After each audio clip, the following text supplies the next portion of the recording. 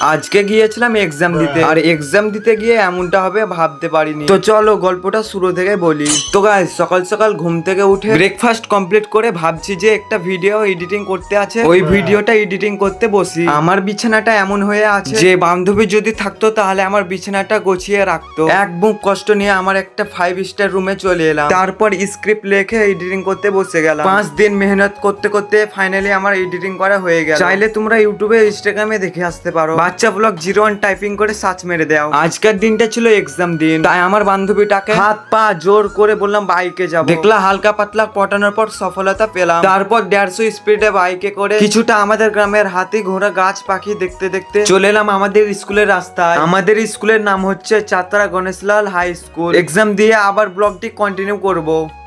1.5 ঘন্টা এক্সাম দিয়ে স্কুলটাকে tata bye bye দিয়ে বাড়ি যেতে লাগলাম। আর এই স্কুলটায় আমার ছোট ভাই এক্সাম দিচ্ছে, আর কিছু আমাদের গ্রামের বান্ধবী গুলো এক্সাম দিচ্ছে। এই স্কুলটায় আমার একটা বান্ধবী আমার হাতটা ধরে বাড়ি যাচ্ছে, আর আমরা বাড়ি যাই। তোমরা চ্যানেলটিকে সাবস্ক্রাইব ফলো করে পাশে থাকো।